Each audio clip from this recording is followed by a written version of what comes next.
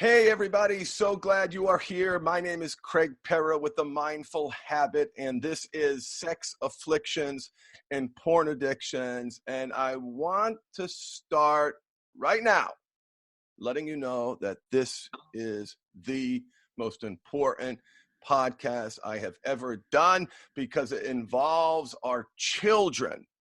And I've got an amazing guest, and I'm going to introduce her in a second. But before we get in, I want you to ask yourself, particularly my brothers out there who are listening and who struggled with their compulsive sexual behavior, are you doing what you need to do to protect your child online? And I want to start right now. I want to let you know that I am a negligent parent. I want to lead with that. Because I want to lead by example, and my strength comes from my vulnerability. And I know the ramifications. I know kids are killing themselves about naked pictures being exposed. I know that kids are being solicited online. I know traffickers. I know the sexting and sextortion, and our children are entering a world that we did not have to go through. I've had the conversations. I've had lots of conversations. I've done a lot of the right things, but I haven't done the thing in terms of installing a device, a software product on my child's phones so I know what they're doing. And why? It's hard. In my mind, it's not. You're going to learn how easy it is as we go forward. But I want to make a commitment to everyone out there. The next time you see a podcast from me next week, I'm going to be announcing that I have protected my children. I have done what I need to do as a father to be the not negligent. And what I mean by that is I believe in years to come, not now, it's not there yet, but in years to come, the harm afflicted on children by giving them an unsecured device without you knowing where they're going, what they're doing, who they're talking to, is going to fall beneath the standard of care as a parent.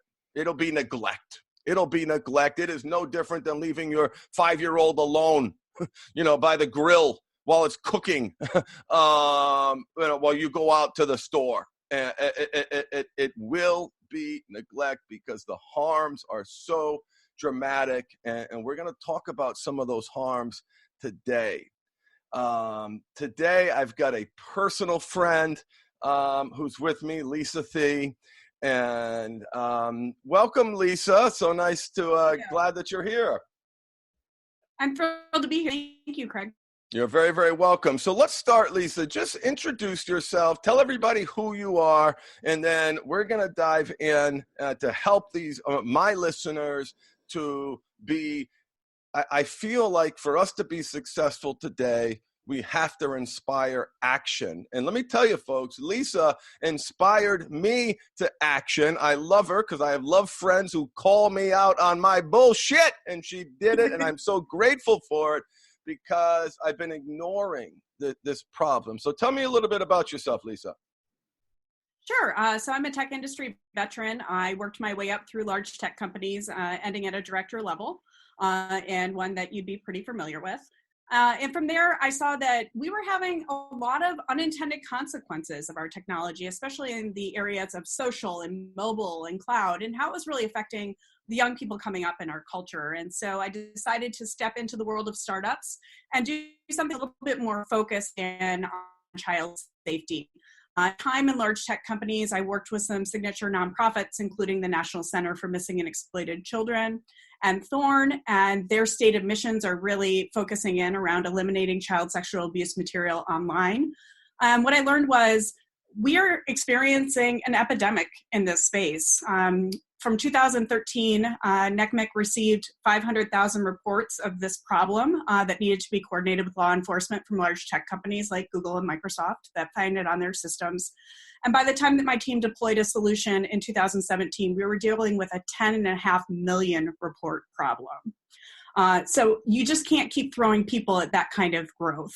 25 analysts trying to figure out where in the world these images came from and get them to the right folks to follow up was daunting at best. And so they needed a technological solution for a technology problem.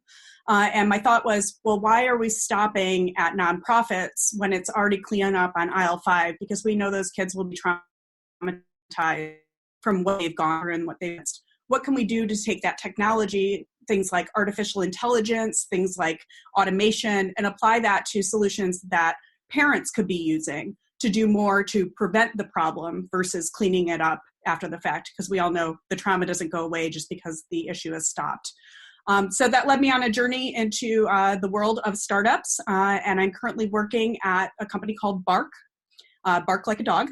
And the reason we named that company Bark is because the dogs are man's best friend to alert you when there's a stranger at the door.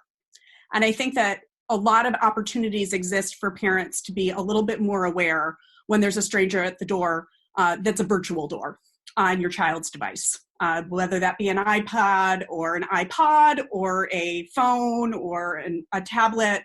There's many different ways for people to access your children. I hear so frequently from parents that they have to get their kids a phone because they're going to be taking the bus to school and they have to make sure they're safe. They have to get their kids a phone because they're in a divorce situation and they need to make sure that each parent can contact. And that's the easy and quick way to make sure that everybody has that needs access has access to their child.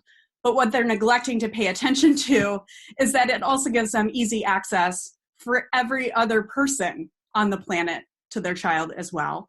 And it's really, really important to be keyed in on what is your child being exposed to during those interactions. Well, and let's talk about that, because things are different now. And we talked about this yesterday. It's back in the old days when my parents knew that I was in the house. For all intents and purposes, the worst trouble I could have gotten into was maybe some crank calls. But if anybody called the house, the phone would ring, so they knew if a stranger was calling the house. I was safe in my home. Let's just talk about the harm, because what I don't think parents realize is that children are killing themselves in record numbers because pictures that they've taken or someone's taken of them are being shared. Why should parents even care about this problem, Lisa? Let's get into some of the harm that you've learned in your journey. Yeah, we did some pretty extensive research in 2018 around sexting and sextortion. And if you haven't heard the term sextortion, what that basically entails is taking photos, naked photos of someone and using them to basically extort someone into doing more and more with threats of that material.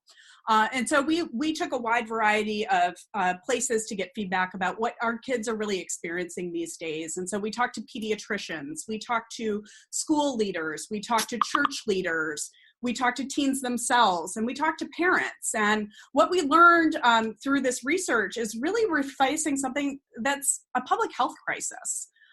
We are at 40-year highs for suicides for girls as of 2015. It is the second leading cause of death of children, of adolescents now, is suicide.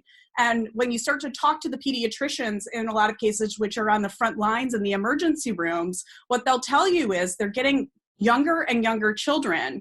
They're getting girls down to 9 and 10 years old that are attempting to commit suicide with Tylenol overdoses.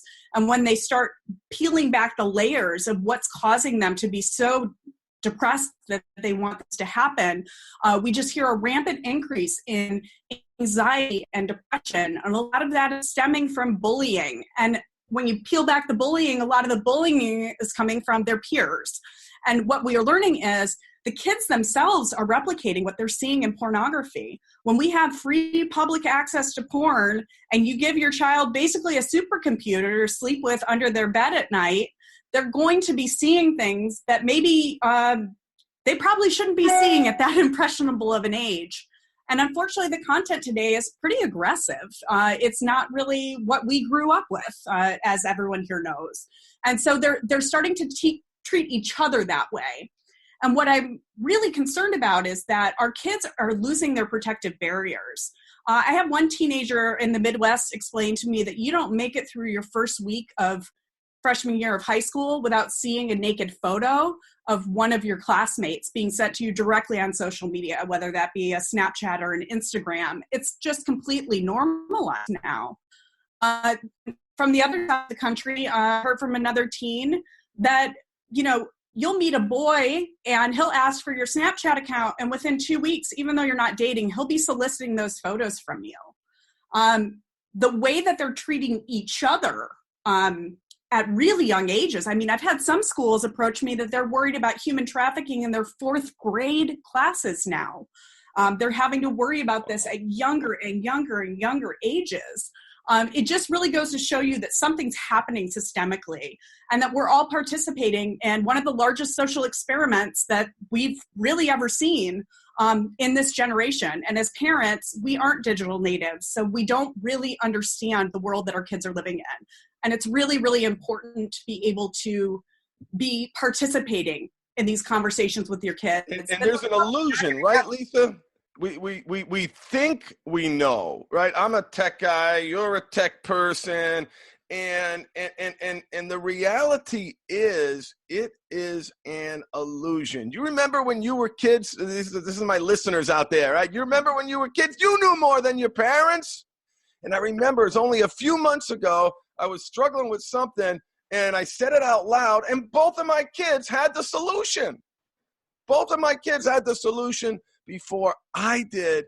And where I sit, Lisa, is I work with the aftermath. So I'm working with men whose primarily their early exposure to pornography was magazines, was cataloged. If they're a little bit younger, it was certainly the videos, particularly as when online came to be. But even in the beginning, it took 20 minutes to download a picture. If you were lucky, overnight to download a video.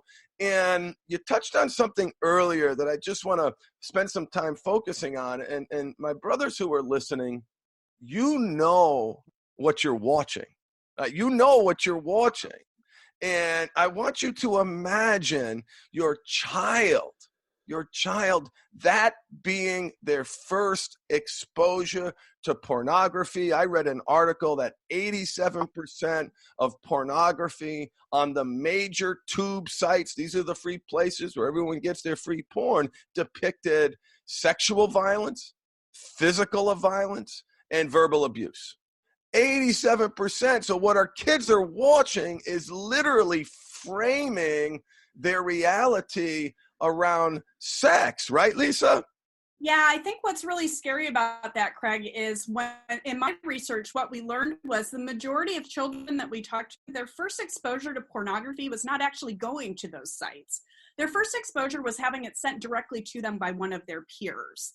And what's really scary is these young boys and young girls their protective barriers are being lost, because when the kid you've known since kindergarten is asking you how much for a blowjob on Snapchat by 7th grade, it doesn't seem that weird when a 35-year-old sends you a dick pic at 13. It doesn't hit your radar as a problem.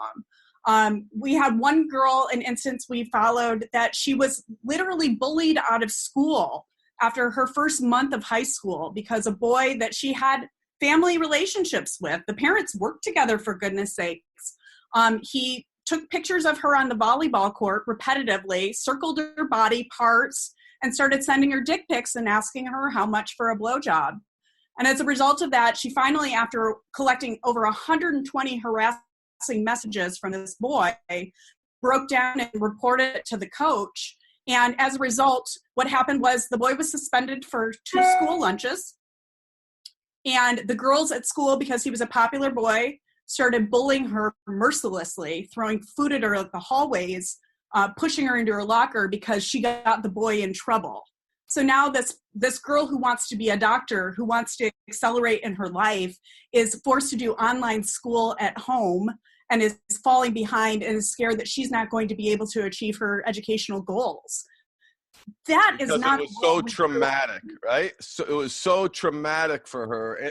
And this isn't You mentioned epidemic, right? Because, well, we're going to get to the five, we're going to demolish five myths that some of you have out there.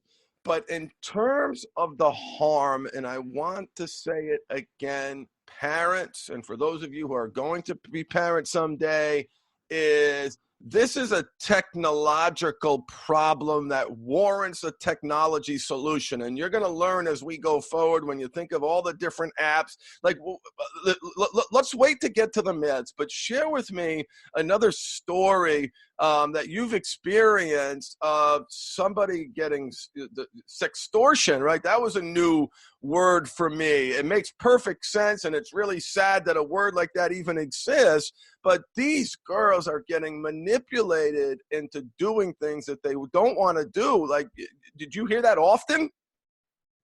I would love to say that I didn't have to console multiple 14 and 15-year-olds who have been raped, who have been humiliated, who have been frightened to go out by themselves, frightened to think about what they're going to wear, frightened to accept their admissions to great schools because they weren't convinced that they could be safe there after what happened to them in elementary, junior high, and high school. Sextortion is a big challenge in the world that we live in. What can start out really kind of consensual and fun between a dating relationship of a couple teenagers, when they break up, unfortunately, we hear from schools that between 10 and 15 times a year, they're seeing these pictures go viral. Adolescents aren't at a place where their brain is fully functioned to understand long-term consequences. And so they make poor decisions. But sometimes they're doing that under the advice of a manipulative adult. And an example that we heard of that in our nonprofit focus group was a woman who runs a sex trafficking safe house. She trains technological safety for these women. She's been in this field for a long time. She adopted a child from South America last year who is wheelchair bound from an orphanage. In her first week of high school, she was assigned an aide who is also from Latin descent that spoke Spanish to help her around the school as she got accustomed to it in her wheelchair. Within the first week, this young man, who, by the way, was in this woman's house for months and was considered a family friend, this wasn't somebody unfamiliar, had connected her via Kik and Snapchat men in Damascus, Syria, who were threatening to kill her family if she didn't send them naked photos. And unfortunately, she didn't reach out to her mom for help. She tried to deal with it herself. That was an absolute theme we heard from every single girl that we experienced this with, and boys as well. They are so ashamed, they don't tell. And so she dealt with it herself, and she complied because unfortunately she had a family history of bad things happening to her family, which is how she ended up in an orphanage. There's no way you would ever think in the Midwest with a kid that's domestic that something like this could happen. But we only went and talked to 40 people, and we did not sort for the most egregious things we could find. And it was not hard to find many stories of kids really being. What I don't, yeah, what I don't think people understand is that, see, I understand it. And, I've been really sleeping on, Craig, why haven't I done this? Why I've got the software, and we're going to talk about that later, parents. There's an amazing program out there that can help you. But it's these kids are committing suicide.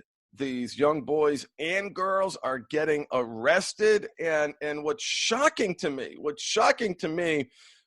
I mean, I knew it, but you put it beautifully yesterday when you just said something to the effect of, so many of these children's first exposure to pornography, if it's not sent by the friend, is actual child pornography. It's a dick pic from someone in their friend group or someone older, or they're taking pictures of themselves and sharing it with others, and of course that gets spread around. There's not a single junior high or high school that locally in this area that hasn't dealt with this problem, and elementary school as well that has dealt with this problem. And here's what's happening. These girls, in some cases boys, are committing suicide, And depending upon the state that you're in, they're getting arrested. They're getting arrested. And the girl who took the photo, there was a case in Texas, 13 years old, she was arrested, and the boys were arrested for possession of child pornography. Yeah, Craig, in 37 states, it's a mandatory charge for child pornography. And in fact, 27% of the people on the sex offender registry were minors when they were put on it. So this whole theory of boys will be boys and, oh, you know, we got into trouble too. We weren't creating a chain of evidence for law enforcement to enforce when we were playing doctor, when our parents weren't looking. We want our kids to make affordable mistakes. But in this world, it's very, very quick to go from an affordable mistake that you recover from to something that ruins the rest of your life. 27% of the sex offender registry is children. I mean, let's think about that, people. That is absolutely insane. So let's destroy some of these myths. And I want to talk about each one. And then I want to provide you, my listeners, with solutions, because it only takes a little bit of effort. I was researching last night at 30 minutes of my time, if that, I can protect my children. We're going to get to the solution. What are the myths? What do you hear all the time from parents in your research and effort? And I know now I'm one of them. And I'm going to do something about it, and I promise everybody that. But let's talk about those myths. What do you got for number one? Yeah, so we had an academic sort through hours and hours and hours of our focus group research, and I think the number one thing that we heard the most is, oh, my kid would never do that. Everybody thinks their special snowflake would never participate. And I'm not insinuating that your child would likely be the instigator of this. But what I've heard from teens themselves, ones that are 20-year-old virgins that have never been kissed, will still tell you, oh, of course I've seen all this porn. Of course I've seen it. Everybody's seen it.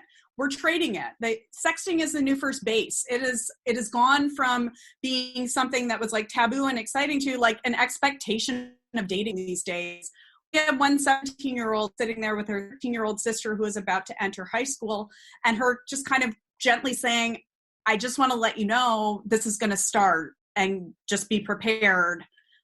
She just looked me in the eye and she said, I just wish a normal boy would ask me out. Why do they all ask me for naked photos? I think we think that is a anomaly. That's something that doesn't happen very often. And if you really get underneath the hood with any 12 to 14-year-old, they've all seen it. They are all knowledgeable about it. And even if they aren't creating it, they're receiving it, they're forwarding it. It's normalized behavior, and we have to visit our children's world of being a digital native. This is what digital natives know every day. And this not my kid syndrome, I like to call it. It's almost a disease, and you know, my kid would never do that. But what I'm hearing is that even if your child isn't the instigator, if they're not the ones who start doing it, I've heard of cases where a girlfriend changing in the room would take a picture of the girl changing, and that picture gets spread around, and there are unintended consequences. And so parents, we need to completely throw that out the window. Because listen, my kids don't do that. Does that not mean you talk to them about healthy sexuality?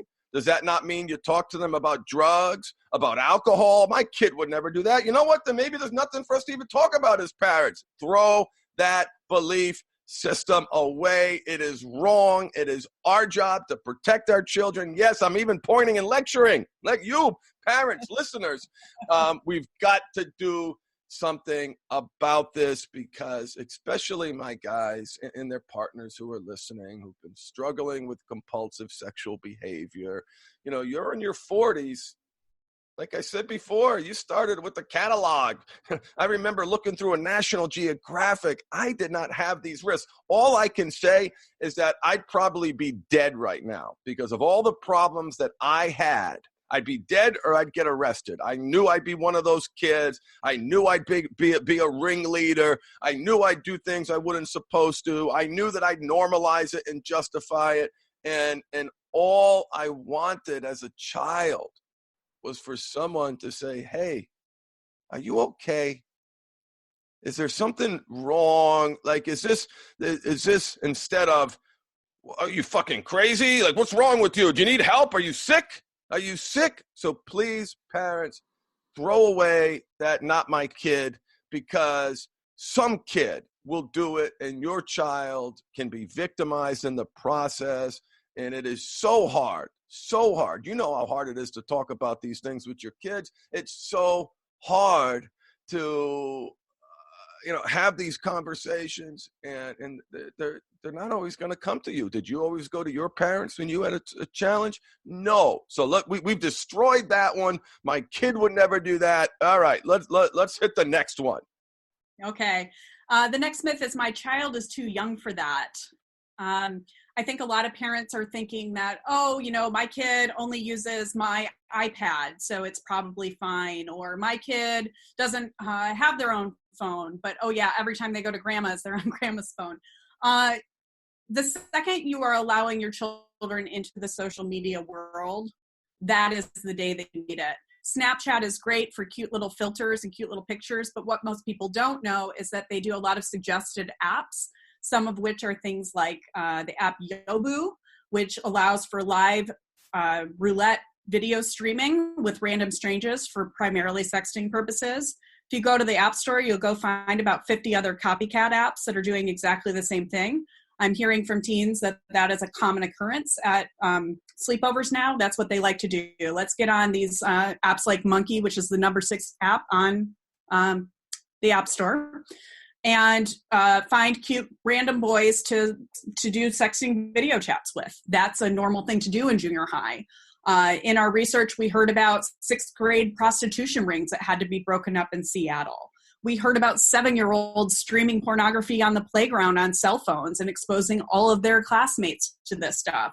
And I think that we just have to accept that we live in a world where our kids are going to be exposed to things. The same, we're exposed to things. But the difference is that as parents, we now have tools where we can know that it happened, to have loving and guiding conversations with them to reduce some of the shame and confusion of what they're experiencing.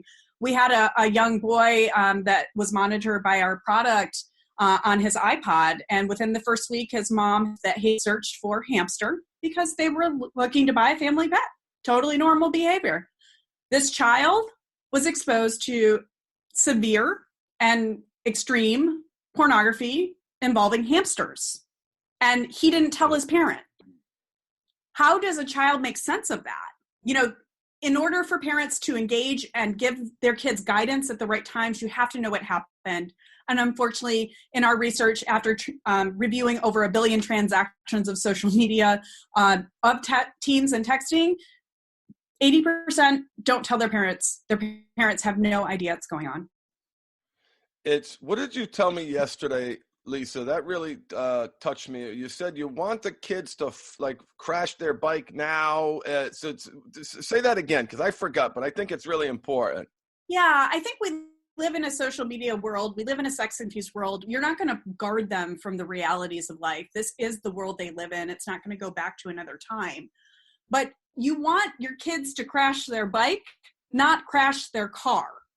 You want them to make these mistakes on social media when you're there to help them understand that they made a mistake and learn how to treat people with respect and kindness in a better way going forward. And if you don't know those crashes are happening, how do you ever give them teachable moments? We want to be in the way of giving our kids affordable mistakes so they learn responsibility early, so that when they're 18 and they move out of your house, they're not hellions. We don't want to block them from the real world and then drop them off and be like, okay, go figure that out. Good luck, because that doesn't go well either. The risks are so great. So my kid would never do that. You can throw that one away. My child is too young for that kind of stuff. throw that one away. Clearly, they are not. They are not. They're getting exposed younger and younger and younger. And there is not a week that goes by where I don't receive a phone call from clearly, it's just, you can tell, a 10-year-old boy, 11-year-old boy, 12-year-old boy who knows he's having a problem. He knows he's having a problem, so he's already, has the technological knowledge to find porn. It's not hard. You Google it, but can find it, but realizes that something's wrong with it, and they able to find me. I don't work with kids, so I try to talk to the parents. They've always hung up when that happens. I just want to say, hey, here's what's going on, and or refer them to another resource. But they also know they can't talk to their parents about this, and that's reinforced by everything that Lisa said here today. So we got 2 myths out of the way. What about the third one? Actually, I just want to add on one thing to the myth of what you just said, Craig. Please. It's really important. I think the right areas to start thinking about this is the second you're going to let your child on YouTube or YouTube Kids is the time that you need to start monitoring the content.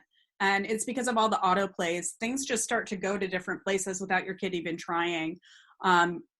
Google can look at about 5% of the content on any given day with real human eyes. The rest is managed through artificial intelligence. And it does a pretty good job of keeping the most egregious things out. But people that are trying to do shady things are able to get that stuff through. And so it's really, really important that you're not just leaving your child unattended on those platforms. And I see so many moms and dads, and myself included, that are leaving kids on tablets unattended with that content for long periods of time. And you would not believe some of the things that they're getting exposed to. So having a monitoring solution that will let you know if they get shown something that's inappropriate is really, really key. Well, there's even a niche that's developing, Lisa, around this. Cardi B just made an ASMR video, and the kids are doing this. And for those of you that don't know, it's soft talk, it's noises, it's the stuff that gives you the chill. Some of the leading ASMR, millions and millions of views, are sassy, which is code for sexy, children in, no nudity, of course, but a sexual, I'm not even going to do it. It's just disgusting. That sexy voice. It's guys, on YouTube, I'll post a video below if you're watching this on YouTube. If you're not, go to my YouTube channel, The Mindful Habit, and underneath this video is going to be a link to someone who just blew open this fetish, and it is clearly appealing to pedophiles. Who are the millions of people watching this 13-year-old, 12-year-old girl talking a sexually suggestive voice? And it's just the level of reinforcement for sex for these kids is everywhere. And you are so right, Lisa. It is as soon as they get that computer, as soon as they get on YouTube Kids, right? And parents, I know you're trying to do the right thing, but here's the conclusion that I have come to. I cannot do my job as a parent without a technological solution. We're going to get to that. Let's jump to myth number 3. Sexting involves stranger danger. Typically not. In most cases, these activities are consensual between people who already know each other, often in the context of romantic relationships, but sometimes not. It's very common in the adolescent phase for this to be going on. It is the new first base, so to speak. But what's interesting is these are the same kids that still have the same nightmares we had when we were growing up about waking up naked in English class. It's not as though they want to be exposed to everybody on the planet. They think they're having a private moment with a romantic interest or somebody they have a crush on.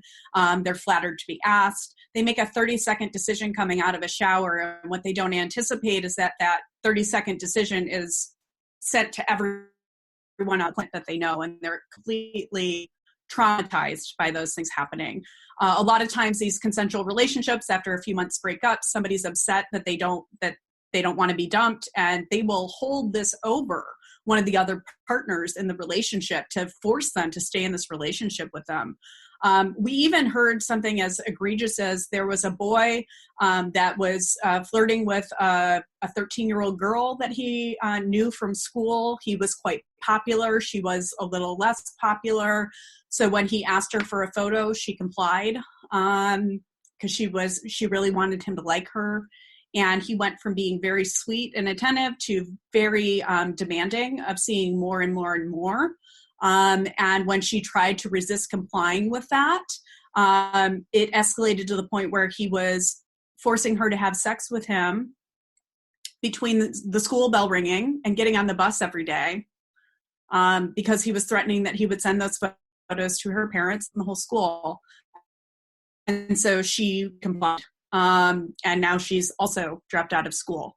Are you guys hearing a theme here? If I hear one more girl passing on her educational opportunities before the age of 15, I'm going to pull my hair out. We're in 2018. Yeah, it is so crazy. So you do see a theme here, listeners, is we are trying to inspire you. We're talking facts, we're talking data, we're talking studies, and our experience, and kids are suffering. We've got to do a better job. All right, myth number 4. Girls are the instigators. Oh, girls are so pursuing my son and they're so loose and things have changed. And do you see how she dresses? We actually heard this from a lot of adults, schools and doctors even. The data really just doesn't support it. Vendors are participating in, they're participating pretty evenly. However, the initiation for the request tends to come from the boys. Not all cases, but it tends to. And there's a lot of coercion that's happening in this. I think we all hear in the news all about this Me Too movement. But what I saw in our research and talking with these folks is there seems to be a very coordinated effort in a lot of places around older boys, typically on athletic teams, was kind of the theme that we heard, that are working together to go and solicit these photos from the younger girls. And there was actually a school in the Midwest. It was a private school. It was a religious school. Only had 120 students, small. There was a ring of boys on the basketball team that were juniors and seniors that targeted all the freshman girls and got 10 of them to send them photos, and they distributed them widely. 4 of those girls dropped out of school as a result. And what we heard from the schools was they were ministering to the hearts of the boys to be kinder to their peers. Oh, how thoughtful and smart and educated of them. My gosh. In the era this issue is handled so poorly everywhere, but in my experience, some of the religious places are just making it so much worse. I'm sorry. That's my experience, and that's what I see. Yeah, in this world, I think we need a new hashtag, and I think it's them too. As a woman, it's bad enough to deal with bad behavior as a 30-year-old married person with lots of support and lots of resources and lots of choices. I can't fathom dealing with this as an 11-year-old. You are so unsure of who you are. You're so wanting acceptance, and you want to be like everybody else. And you think that you have to do this in order to be liked and be accepted because you're getting asked regularly by people that you already know. And I think we just have a lot of victim blaming going on. And I think we have a lot of denial. I think everybody's always been shamed and weird to talk about sex in this culture. But if you want to give your kid a phone, you have just forfeited your right to not have that conversation. If you think they're ready for that, then they better be ready for a conversation around sex because it's going to come at them. Yeah, and it better be you talking to them and not their idiot friends. That's it. They either learn it from the parents, and the parents either create that culture of communication and use the technology to learn when things are moving in a particular direction, and address it then so they fall off their bike instead of crashing their car. That just being proactive and getting in there early is so important. So we know that our kids would never do that. We're throwing that away. My child's too young for that. Gone, destroyed, doesn't exist. You're wrong. Texting involves stranger danger. Not true. Girls are the real instigators, not supported by the data. Let's hit the last one. It's normal to experiment. And yes, that's true. Everybody's teenage years had opportunity for experimentation and exploration. But what we didn't have was someone documenting it and putting it in the cloud to be downloaded all over the place whenever on demand. Once those photos are out in cyberspace, it's virtually impossible to get them back. I mean, it makes me laugh to think about how it would have happened when we were young. What would you do? Take a disposable camera, take those photos, deliver them to like Walgreens, have somebody develop them? It would never happen. There's so many different ways it wouldn't have happened. It would have been stopped. It'd just be too embarrassing to do. It takes a 3-second decision with a smartphone to create child pornography. And they don't even realize it's illegal. And they don't even realize that it's permanent. And they don't even realize that that person that says that they care about them and love them and would never do anything will in a lot of cases, because they're also young people and they don't really understand long-term consequences. And so it's really, really important to understand that although it is normal to experiment, it is not normal to have a device in your hand that can document every moment of it and share it to the world in a second. And that is the world that your children live in. And you have to really acknowledge that risk. When I was at the National Center for Missing and Exploited Children, if you don't know who they are, you know what they do. They do all the Amber Alerts for the country. They're also the mandatory reporting location for all child sexual abuse material found on the internet. Their CEO is the former deputy director of the U.S. Marshals, John Clark. And what he said to me in a conference room a few years back that changed the course of my career was, handing your child a smartphone is like dropping them off in the most dangerous city in the world and walking away. Wow. Wow. I wouldn't buy my kid a bike without a bike helmet. I wouldn't put my kid in a car without a seatbelt. Why the heck are you giving them a phone with no monitoring solution on it? It's when you draw that contrast, I'm thinking of, we got our kids' diets dialed in. This one eats this food. This one eats that food. The food's organic and there's no, it's so why, what does your research tell you about why parents don't take the necessary precautions to protect their children? You have a sense of the why? I don't have a research-informed answer. I have an answer as a working mom of 2 kids that I think may be what's going on. I think so many of us are just in survival mode. We are so busy and so overwhelmed and so exhausted at the end of the day that phone, that digital device right here is the 30 minutes of adult time we get in a day, because we hand that device to our child and they leave us alone. Yeah, it's definitely become the babysitter. Definitely become. I've used it for that express purpose. Here, I need peace and quiet. I need a break. I mean, just go to a restaurant anywhere and you'll see it everywhere. It's a total societal norm. I'm not shaming anyone. What I think is happening is that there's a lack of awareness. Can be doing more to be aware of what your kids are doing without being a helicopter parent, without invading their privacy, without being super invasive, without creating a climate of lack of trust. I think people just don't know there are solutions out there that can do that. I think secondly, back in the day, we used to be able to let our parents kicked us out and let us play all day and they came back. They had a lot of adult time. We are not allowed to have our kids out of our sights. So I think that's why people are giving phones younger and younger. I mean, today it's 10 years old is the age of the average first phone in America. And Ericsson is forecasting that to drop down to 6 by 2020. And that's just creating so many opportunities for kids to be experiencing things that they just aren't really mentally ready to handle. Yeah, they're not ready. They're not ready. And I think that, nobody in this culture of social media makes any money by making sure that you know how to keep your kids safe. Their business model is attention and ads. And the tech companies, I think, have done I've always felt this, Lisa. We put a man on the moon, we got a rover on Mars, and we can't. Well, well, we can, and you've got to get another product. But the notion that Google and Apple, Microsoft, it's such a Band-Aid. It is not a comprehensive solution. And clearly there is a comprehensive solution. We're going to get to that. But you're right. The market isn't demanding it.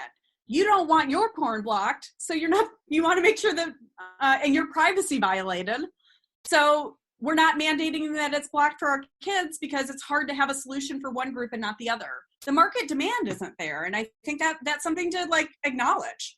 So in defense of those tech companies, if people really started demanding it and started not using that technology, if they didn't have it, things would change real quick. The answer is there are solutions that can be layered on to help. I've researched and developed some of them. There's more out there than what I'm aware of, but there are ways that you can be using the same technology to help your kids from the unintended consequences of these platforms. There are so many great aspects of technology. There's so many wonderful aspects of social media. And even if you don't believe in it, the fact of the matter is your kid's going to get left behind if they're left out of all of this. And I think that's why so many parents are allowing their kids on it, knowing the risks. I just want to help them understand that they can vaccinate that phone. The same way you get a flu shot for your kid every year, you can get a one-time vaccination for your phone and know if they're being bullied, if they're being sexted, if they're being groomed, if they're cutting themselves, if they're having suicidal ideation, if they're having threats of gun violence in their school, if they are anxious, if they're depressed, if they're buying drugs, if they're doing alcohol. All of those things can be detected with current technology using artificial intelligence in a way that's non-invasive, where the machines can sort through all of their social media feeds, all their text, all their emails, all their YouTube watching, and let you know only when there's a situation that you need to intervene on. And you don't have to be hip to all the teenage lingo, and you don't have to be hip to all the emojis, and you don't have to know all the shortcuts of the language because we've trained the computers to do that. So only the things that are important for you to be aware of come to your attention, and you can give your child as much privacy as they earn. And I think that's the world that we have to balance in. And instead of expecting the Googles and the Snaps and the Instas of the world to solve our problem, we have to take some responsibility the same way that we pay for our child's phone every month to be monitoring what they're doing on it in a safe and secure way. So you work for a company that has a solution. I want to talk about that solution. And guys, over the years, I've gotten a lot of, requests to endorse this product, to endorse that product.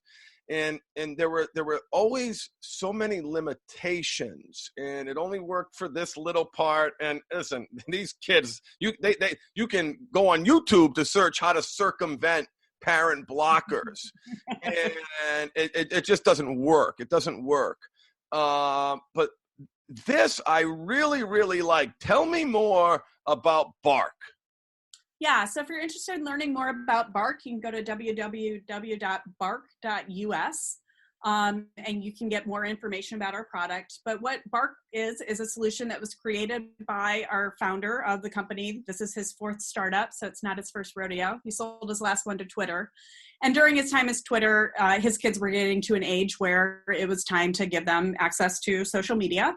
And he went out there and looked at what was available on the market. And frankly, he was in the same level of underwhelmed as you were with looking at things that he could endorse. And so he was looking for something that could walk that middle ground where he didn't have to read his kid's phone every day, because who the heck has time for that, number one? Do you know how mind-numbing it is to read text between teenagers all day long? Painful thinking about it. Yeah, but, working in a social media platform, he knew the things that can happen on those platforms and that it's important to stay tuned in. So he was looking for something that leveraged the best of technology to bring the right information to him as a parent at the right time, so he could have teachable moments with his kids without being super invasive in their world, allowing them to have as much privacy as they can. We had examples of parents that have Bark on their phones. Their kids are communicating with kids that don't have Bark on their phones. And we've prevented suicides in that instance, because the girl that their son is dating is starting to talk about wanting to kill herself. And so the Bark parent was able to go have a meeting with the parents of the girls who had no idea that she was dealing with this level of depression, and were able to to step in and do something to help her at that time. There really is a herd immunity that comes through with being a parent that rises for your child in the digital age, and that you don't just protect your child, you protect all the children in their world that you care about. In this country today, 1 in 10 girls will attempt suicide before the end of high school. So if it's not your kid, it's probably a kid that you know. Yeah, I like that. If it's not your kid, it's probably a kid that not only you know, but you love and you care about and you want to be for them because you know someone else might not be for them. I love that. I love that. That's a great point, Lisa. Yeah, we also give away our solutions pro bono to schools because we're concerned about what we're seeing on the trends of school shootings. And I'm proud to announce in the last 6 months, we've been able to detect and avoid 15 planned school shootings in the last 6 months. You've been able to detect and stop 15 school shootings. Wow. Yeah, we work in collaboration with the FBI. Some of those were detected on social media platforms. Some of them were detected on the Google Suites that were from school-issued devices. But the more that we're aware of what's going on in our children's lives, whether that be text information, video information, image information, that they're communicating with each other, because frankly, we don't live in their world. They don't talk anymore. They're all writing it. And the beauty of that is you can use artificial intelligence to be sorting through that for the critical things in a very effective way. So AI is able to monitor all the different platforms and it's getting fed data on what to look for, if there's the eggplant emoji and all the different codes that the kid uses. That's what it does? Yeah, it covers 26 of the most popular social media platforms. It also covers text, email, YouTube, and YouTube Kids. And it allows it to go through our monitors for detecting all the topics that we talked about before, including gun violence and grooming and sexting and bullying and all of those things, to be able to bring a one snapshot piece of information for you about your child of where you might need to have conversations. And just because you get an alert doesn't mean it's something you might care about. Like maybe your kid said a swear word or saw something with a swear word, and that's not on your list of things you care about. Not everything has to be something that you have a conversation about, but at least you can have a sense and a trend of what kind of people are involved with your kids. Like, who are they talking to that's bringing in bad things into their world? Or, you know, having those teachable moments with them. We're all about having parents have more moments with their kids, talking about the important things in their lives. And I think the other thing is, unfortunately, sometimes we live in a world where it's hard to have a conversation with another parent if they're bullying your kid, for example. Having something that's data-driven where you can say, actually, so this happened on this date, it happened on this platform, so it happened on Twitter, this is exactly the message that was sent. And oh yeah, by the way, here's some recommendations from a psychologist about how to talk about it with your child. It becomes way less about the defensive, you, me, anything. It's just information. And we're all here to help our kids have teachable moments. There's no shame in your kid doing something wrong because, frankly, whose kid hasn't? My kids do, and I think I'm a pretty good kid. Did, and I know they will, and they have, and they will. That's the nature of growing up, of being a human. You will make mistakes, and what I love is the ability to create. You know, it's not just being, you know, a decent parent, but it's being a great parent, because if you have that information, you can do something about it, and sickness lies in secrets, and your kids are going to keep secrets just like you kept secrets from your parents, but the arena that they're playing in has changed. And I like that analogy. Would you drop your kid off in the crappiest corner in the crappiest city and you know, with no supervision? Of course not. You buckle them up, you feed them good food, you protect them. And this is a place where I think we all can do a much better job. So what's the one last thing you want to say to parents, Lisa? I want you to, you know, make sure you give them the website again. I'm going to put it, you know, in the description of this so people have it. But I'm going to be installed by the time I do this podcast next week. I promise you that. It's going to be done sooner. I Yeah. am not going to be guilty of neglect. And that's what I think it is. And I'm not trying to shame anybody. I'm not trying to make anybody feel bad, but I do think as the harm begins to crystallize and we keep getting more and more and more and more data as we're going to have over the course of the next 5 years, you're going to have to do it. And you're not doing it, it's going to be irresponsible because the harm is so significant. But final thoughts. Yeah, so my call to action to you is this. Please go to bark.us today and check out our product for $9 a month. You can cover your entire family on unlimited platforms. We cover iOS, we cover Android.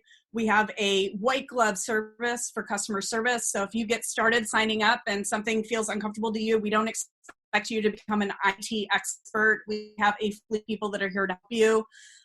We are really, really focused on giving you a great customer experience. I don't want you to be intimidated about the onboarding process. You don't need to ask your kids for their passwords. You can actually text them a code where they can log into their accounts once, and then everything is automated from there. It really is less than 30 minutes of your time, and it's an easy conversation to have with your kid that it's not that you don't trust what they're doing. It's that you want to make sure that if other people are doing things that they need to be aware of, that you're there to help support them. It's not about, not thinking that your kid's bad. It's not about having to be an IT expert. It's not about having to create all of this time to dedicate to this. If I hear one more parent that tells me they go through their kid's phone every night, but they don't have time to set it up, I'm like, oh my gosh, you're going to get like half a day back a week. By setting it up once. It's really affordable. It's cheaper than a glass of wine at a decent restaurant. It's cheaper than a movie ticket in most cases. It's cheaper than taking your family to McDonald's, for goodness sakes. Even people without a lot of money go to McDonald's and they go to the movies. I think one cost a month to protect your entire family from going through something that could be as traumatic as what you've had to endure. In the secret you've had to handle that have led you to these places. I don't want to be in the trauma cleanup business anymore. I want to be in the trauma prevention business, and I want you to be there with me helping to prevent trauma to your own children. I am with you, Lisa. I am so glad that we met. I want to thank you so much for joining me today. I'm so grateful for this opportunity, for this education. I love hanging out with people who call me out, like, guys, Lisa said, so Craig, you seem to know a little bit about this space and, your clients and how they struggle and the impact of that early exposure, but you don't have it installed yet. And she said it so nicely. I'm just so grateful for that. Parents, this is a absolute must do. And I want to make it clear, I've got nothing to do with Bark, except I'm going to use it to protect my child. It is by far the best program. I've seen it in action. I am so impressed. I need tools. I need tools. They're on 50 different platforms, and the platforms that you don't even realize have a component to it. They're there too. And we need technology, and I just love this kind of gets me excited that AI is digging through this stuff and finding things that we even if we were looking, we might not even know. We might not even know because we don't understand the lingo, or we don't know how the app is used, and it's so confusing. Parents, this makes it easy. It's frightening, folks. It is absolutely frightening to truly understand, as Lisa does, and to a lesser degree I do around the kids, what's happening out there.